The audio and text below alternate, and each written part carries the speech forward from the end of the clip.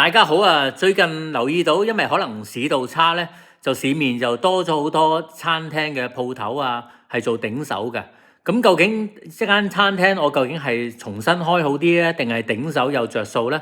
究竟如果做餐廳頂手有啲咩項目係特別要留意嘅咧？咁啊，今集會同大家講解下嘅。咁啊，第一件事就當然要留意就係，如果你一間餐廳上手做唔住嘅，你去頂手佢嚟做，你可能貪平去頂咗佢嘅，諗住咦？本身有晒家私有晒廚具喎，咁我頂手咗就即刻可以開張，咁我成本一定慳好多啦。咁如果你貪平嚟講頂手，你就要留意翻啦，你係咪有自己個人之處咧？因為上手係做唔住嘅，咁如果你再頂手，你原封不動咁開翻，除非你可能會自己廚藝好啲，或者你服務好啲，價錢係平啲，你有咩優勝過上手，而令到點解上手做唔住？你重新去開張翻一間一模一樣嘅餐廳，你係會做得住，會做得好過佢咧。咁啊，第二就當然有啲就會考慮到，原來唔係我頂手間鋪頭，我係用翻晒啲裝修，大部分用翻啲廚具，但係可能我個模式有啲轉咗嘅，可能佢本身係中式嘅，而家我就賣多啲係西式嘅嘢啦。又本來或者有間餐廳係西餐廳嘅，咁我做少少轉型，做少少簡單嘅裝修，轉個鋪頭名，我就由啲西式嘅菜式，我就轉為賣一啲日式嘅菜式，咁就會做咗唔同嘅，可能呢個地方少呢啲菜式就可能會好啲啦。咁啊講到呢度就其實就可能同大家分享一個故事就都幾得意嘅。咁啊之前我有個客人咧就喺某一個地方啦，咁啊開咗一間餐廳，咁啊當時係一間日本餐廳嚟嘅。咁啊做下做下就可能耐咗啲客人冇新鮮感又好，或者各樣情況好咧，咁啊生意就冇咁好。咁佢就咁啊生意冇咁好，可能啲伙計有啲就唔聽話啦。咁佢當時就決定就將間鋪頭閂咗佢先，咁就唔做生意住嘅。咁啊過咗一兩個月，咁佢就做咗啲簡單嘅裝修，咁啊就咁改咗個招牌，由 A 餐廳就改咗做 B 餐廳。咁就其實可能啲伙計轉咗少少人，因為可能我當時個客人佢就有幾間分店嘅，咁佢由呢 A 分店就調咗啲伙計去 B 分店，B 分店又調咗去 C 分店，咁啊做咗啲伙計嘅轉換啊，餐廳個名改咗少少啊，可能啲食物都係改咗唔多嘅，咁啊印個新餐牌，咁啊當係一間新餐廳咁開，咁佢話好得意嘅喎，啲人就見到咦原來有新餐廳喺嗰度開咗喎，又突然間有一輪就多咗好多客人去幫襯嘅。咁佢話：呢個其實我都啲食材啊，或者好多嘢都大同小異嘅喎，就係啲人就係咁嘅心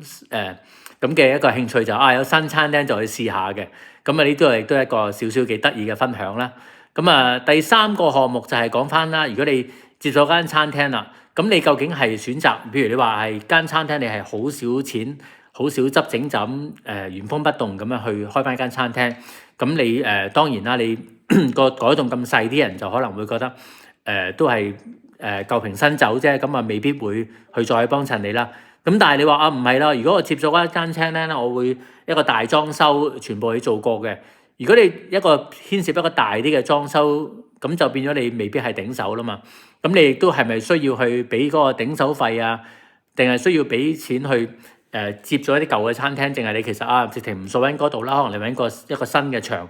反正你都係大裝修啦，你重新整過晒就重新裝修過，重新攞個牌，咁啊仲有比較你頂手一間餐廳仲着數啦。咁啊，如果呢一點就係睇翻你嗰間餐廳，究竟你去頂手嗰間餐廳係唔係個牌照有冇問題啦？如果你既然與其係大裝修，咁啊多數都係牽涉去重新攞牌，就比較清晰、比較簡單嘅。咁啊，除非有啲特別嘅情況，就係會話因為有啲原因你想 keep 翻個舊牌嘅。咁啊，第一個原因就係我之前有個經驗，就喺葵涌有一間比較有歷史嘅一間酒樓嚟嘅。咁佢嗰個 case 就係佢唔可能去重新嗰個牌嘅，因為嗰個牌就係因為佢當時個燃料咧就係好耐之前批准咗佢用火水嘅。咁啊，根據個酒樓嘅負責人講，就係原來用火水嘅燃料費咧就比較你用煤氣啊、用電咧就平好多嘅。咁佢因為呢個燃料費嘅原因咧，咁佢就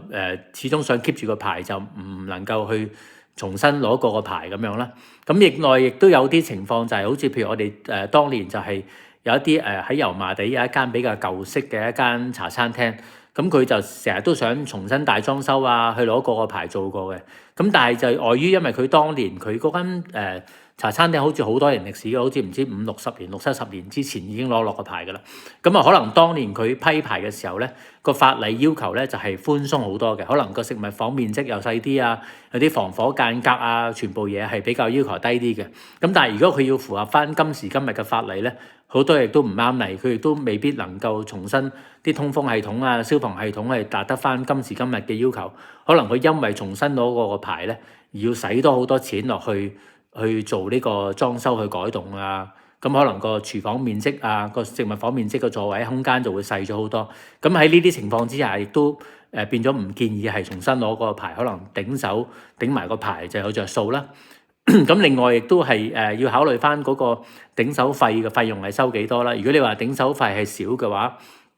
可能就咁3幾萬啊，做一個少少手續啊，頂手翻俾個牌照俾你，咁就簡單啲啦。如果個頂手費去到貴啲嘅，就會考慮翻究竟係我重新裝修、重新攞牌着數啲啊，定係頂手個牌而做一個裝修係有着數啲啦。咁啊，另外其中一個重點要留意就係翻，如果你有啲鋪頭本身係有一啲僭建項目嘅，咁其實呢啲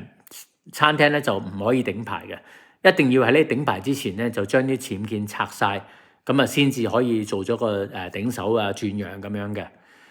咁另外就一個留意重點就係有部分餐廳牌咧連接住外邊嘅位咧，咁有啲平台就可以坐出邊嘅。咁啊，逢係遇到有啲個牌照本身係寫明有 OSA 嘅，有一個露天茶座嘅牌咧，咁嗰啲牌咧通常因為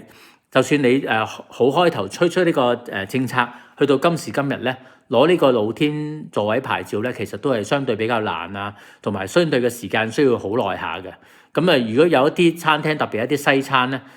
有啲露天就係比較露天座位，有啲合法嘅露天座位咧，就其實比較受歡迎啲嘅。咁如果逢係有啲露天座位牌咧，咁佢嗰個牌照嘅價值就會高啲，亦都有個想做轉讓嗰個誘因會大啲咧。因為譬如你唔要佢嘅牌，你重新申請過，你今時今日嘅法例啊，可能你再重新批個露天俾你露天牌嘅機會就再細啲嘅。咁呢啲大家亦都留意翻啦。咁啊，另外就係要留意翻啦，你頂手嘅時候，譬如佢收你一個頂手費，究竟係頂手啲乜嘢咯？究竟係頂手佢現有嘅裝修啊，定係話你連埋啲家私台凳都係頂手埋俾你㗎？定係佢話唔係頂咗個牌俾你，但係我啲廚具啊、裝修家私我要拎走嘅，佢係咪要包埋轉埋個牌俾你啦？亦都睇下大家留意翻，你頂手嘅時候會唔會用翻佢嘅招牌頂手翻佢啲舊客？定係其實你原來我都唔係諗住要翻佢啲舊客㗎，我都重新係個餐廳模式全部經營係轉晒，我亦都唔要佢嘅招牌嘅。咁嗰個頂手費亦都會相應就唔使俾咁多啦。